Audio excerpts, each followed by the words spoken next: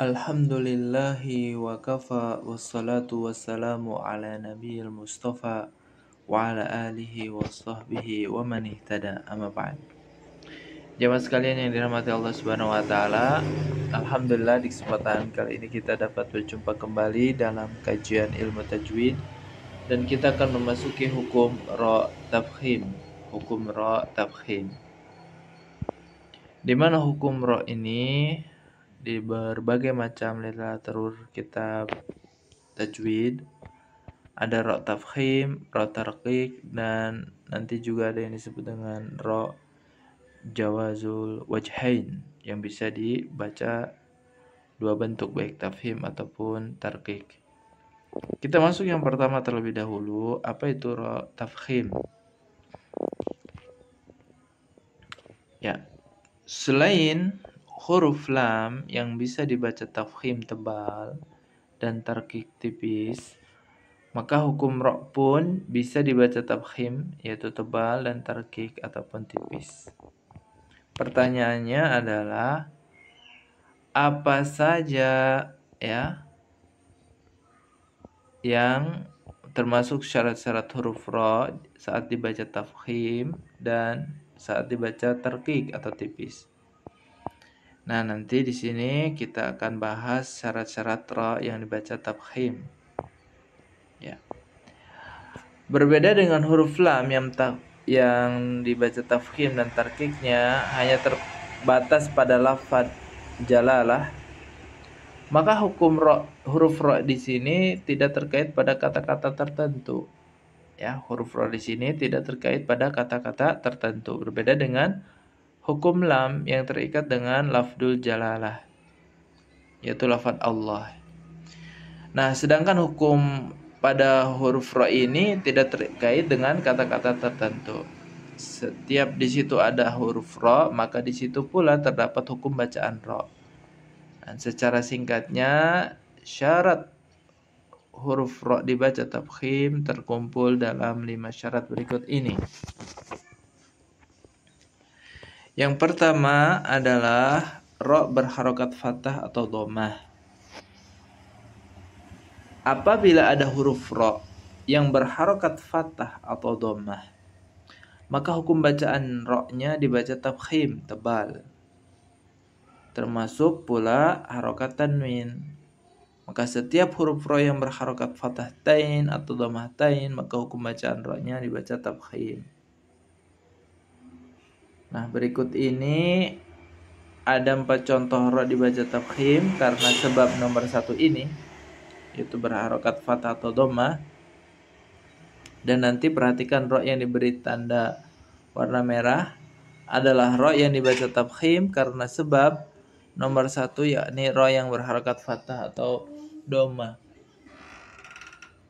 Naam. Contohnya berikut ini. Contoh ra dibaca tafkhim karena ra berharokat fathah dalam surat An-Nasr ayat 2. Ya, di sini. Maka tanda merah di sini ra-nya dibaca tebal. Wa ra'aita. Ya. Kita awali dulu dengan ta'awuz, lebih afdal.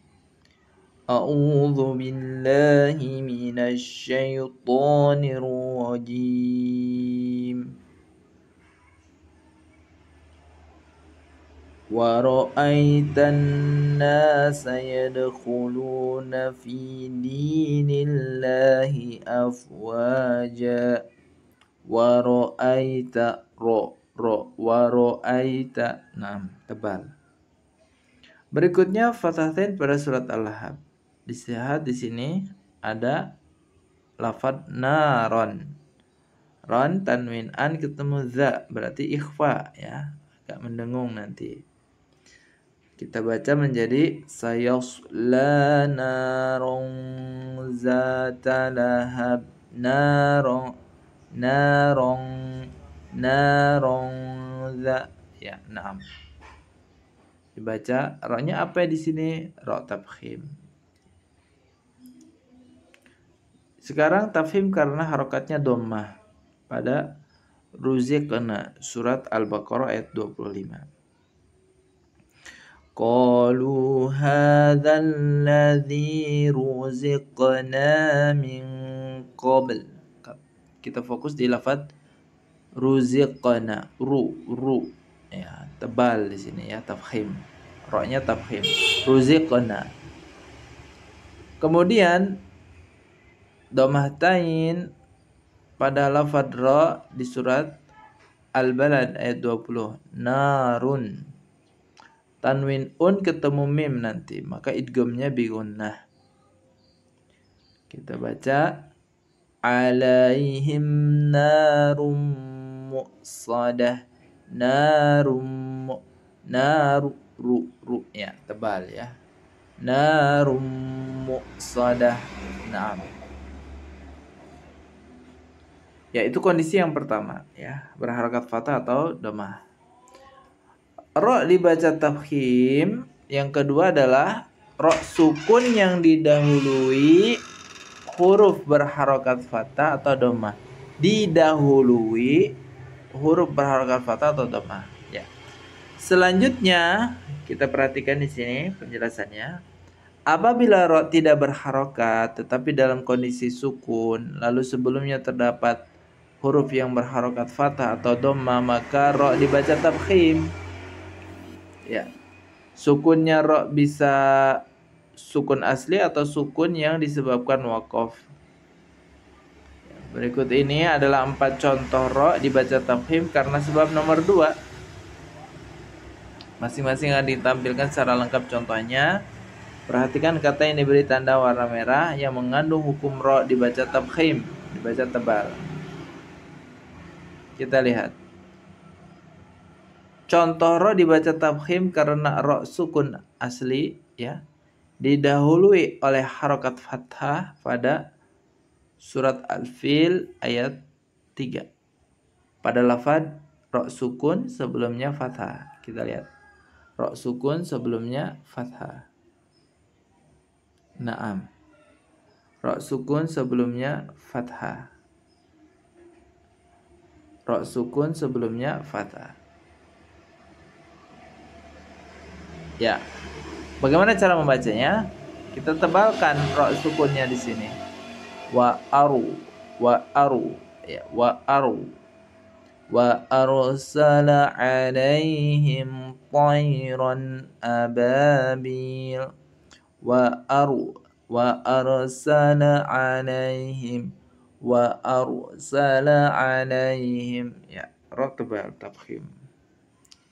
Contoh ra dibaca tafkhim karena sukun atau waqaf juga bisa didahului oleh harokat fathah. Pada surat Al-Kautsar ayat 1, maka ra-nya dibaca tafkhim tebal. Inna a'tainakal kautsar. Naam.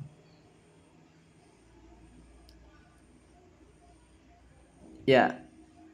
Itu untuk contoh syarat yang kedua. Nah, berikutnya masih di contoh syarat yang kedua.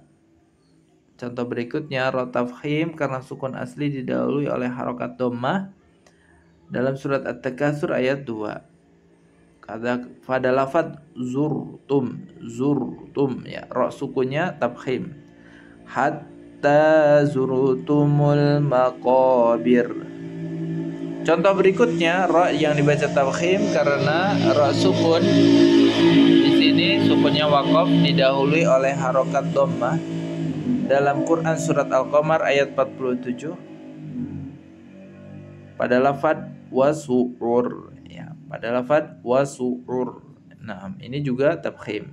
Innal mujrimina fi dhalalin wasu'ur. Naam. Berikutnya ra sukun karena waqaf yang didahului huruf yang sukun. Nah, didahului juga oleh huruf yang berharokat fathah atau dhammah. Ya. Ini berikutnya sedikit membingungkan ya. Perhatikan baik-baik. Apabila ada ra sukun yang sukunnya pasti sukun karena waqaf ya, Dalam ro dibaca tafkhim sebab nomor 3 ini tidak ada ro yang ro sukun asli, ya. Tidak ada ro bawaannya, sukun aslinya. Hanya ada ketika dibaca wakaf saja. Lalu sebelum ro sukun itu terdapat huruf yang sukun. Dengan catatan huruf yang sukun itu bukan huruf ya sukun. Lalu sebelumnya juga didahului oleh huruf berharokat fathah atau domah, maka dibaca tafkhim. Ya, ini ada beberapa level tingkatan ya untuk kondisi yang ketiga ini. Ya, jadi mohon dikonsentrasi. Kita lihat ke contoh untuk lebih jelasnya. Ya, di sini kita lihat lafadz ro-nya itu berharokat. Ya, berarti dia akan berubah menjadi sukun ketika wakaf. Dan sebelum wakafnya ada huruf yang bertanda sukun. Ya, seperti huruf ini, shad sukun. Dan didahului juga oleh huruf yang berharokat fathah, yaitu pada lafadz ain. Maka pada saat kondisi yang seperti ini dibaca ro-nya adalah tafkhim untuk contoh kasus syarat yang ketiga. Maka tidak heran dan harus dibaca ketika membaca surat Al-Asr ayat 1 itu ro-nya tebal atau tafkhim. Kalau misalkan wakaf di sini sebagai ayat pertama, maka dibacanya wal asr, asr, wal asr, wal asr. Naam. Contoh ro dibaca tafkhim karena syarat yang nomor 3 ini, atau dibaca karena wakaf dalam surat Al-Asr ayat 2 juga pada lafadz khusrin, maka dibacanya ro-nya menjadi tebal. Innal insana lafi khusr. Innal insana lafi khusr. Naam. Berikutnya syarat yang keempat, ro sukun yang didahului oleh hamzah wasal dan berharokat kasrah. Jika syarat nomor 1 hingga 3 didominasi oleh harokat fathah dan domah, maka syarat nomor 4 dan 5 ini berbeda. Apabila ada ro sukun, pasti sukun asli yang didahului oleh hamzah wasal dan berharokat kasroh, maka dibaca tafkhim ro-nya. Yang dimaksud dengan hamzah wasal dan harokat kasroh adalah bisa jadi hamzah wasalnya dibaca kasroh, dan bisa jadi sebelum hamzah wasal terdapat huruf yang berharokat kasroh. Contoh lengkapnya berikut ini. Nah, dibaca tafkhim karena hamzah wasal dibaca kasrah dalam surat Al-Fajr pada lafadz irji'i, maka ro sukunnya itu dibaca apa? Tebal. Ustaz, bagaimana ini yang ro berikutnya? Ya, tentu ini juga yang berharokat fathah tentu tebal juga. Ya, seperti tema-tema ataupun syarat-syarat sebelumnya. Hanya saja fokus kita adalah pada syarat yang keempat ini. Maka lafadz irji'i adalah ro-nya tafkhim, sehingga dibacanya irji'i ila rabbiki radiyatan mardiyah. Irji'i.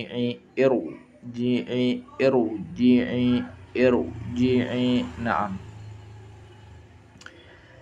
Kemudian contoh berikutnya dibaca tafkhim karena hamzah wasal didahului oleh harokat kasrah pada surat Al-Jin ayat 27. Lihat ya, irtadha, tetapi di sebelumnya ada harokat kasrah pada lafadz mani ya. Ini kan kalau dari struktur kalimat man irtado gitu kan. Hanya saja masuk ke kaidah ketika dua sukun bertemu salah satunya harus dikasrohkan. Maka cara bacanya adalah maniro tabo, maniru tado. Nah, sehingga ro ini adalah dibacanya tafkhim. Illa manir إلا من ارتضى من رسول فإنه يسلك من بين يديه ومن خلفه رصدا إلا من ارتضى. Naam. Terakhir, syarat yang kelima adalah ra sukun yang didahului huruf berharokat kasroh dan bertemu dengan huruf isti'la berharokat fathah dalam satu kata. Nah, syarat yang terakhir ini adalah syarat yang panjang dan hanya sedikit contohnya di dalam Al-Quran. Apabila ada huruf ra sukun, pasti sukun asli yang didahului oleh harokat kasroh, lalu setelah ra sukun itu terdapat huruf isti'la berharokat fathah dalam satu kata. Nah, timbul pertanyaan, apa saat itu huruf isti'la? Maksudnya adalah huruf-huruf yang memiliki sifat isti'la yang jumlahnya hanya ada 7 huruf yang terkumpul dalam kalimat di bawah ini. Khussadaghin kil kha sad dod ghain ta qaf dan dha. Nah, huruf isti'lanya harus berharokat fathah, ya. Harus berharokat fathah. Jika tidak fathah, maka bukan dibaca tafkhim tetapi dibaca jawaz wajhain. Selain itu harus dalam satu kata. Jika tidak dalam satu kata, maka bukan dibaca tafkhim melainkan dibaca tarqiq. Contoh dibaca tafkhim karena sebab nomor 5 ini pada surat An-Naba. Ra sukun sebelumnya ada kasrah, setelahnya ada huruf isti'la berharokat fathah, maka dibaca apa? Dibaca ra tafkhim. Inna jahannama kanat mirsada. Ra-nya tebal. Ra sukun tebal, tafkhim. Mirsada. Inna jahannama kanat mirsada. Nah, berikutnya adalah contoh ra dibaca jawaz wajhain karena sebab syarat yang mirip dengan di atas, namun huruf isti'lanya tidak berharokat fathah melainkan berharokat kasrah seperti surat Asy-Syu'ara ayat 63 pada kata firqin. Nah, di sini ra-nya itu boleh tafhim, boleh tarqiq. Fanfalaqa fakana kullu firqin kattawdil azim. Firq, kalau tafhim dibaca tafhim maka menjadi firqin kattawdil azim. Tapi kalau tipis tarqiq firqin, ya, firqin kattawdil azim. Karena jawaz wajhain boleh tafhim, boleh tarqiq pada lafaz ini firq. Berikutnya, contoh ra dibaca tarqiq karena sebab syarat yang mirip dengan di atas namun tidak dalam satu kata melainkan dalam dua kata. Kita lihat, ya. Ada ra sukun. Sebelumnya kasrah, setelahnya ada huruf isti'la tetapi beda kata. Maka tetap dibacanya tarqiq, tidak dibaca tafkhim. Pada surat Al-Ma'arij ayat 5 dibacanya bagaimana ra-nya? Tarqiq. Fasbir sabran jamila. Fasbir, ya, tipis, ya. Meskipun syaratnya mirip dengan yang di atas, tetapi karena di dalam dua kata tetap dibaca ra tarqiq.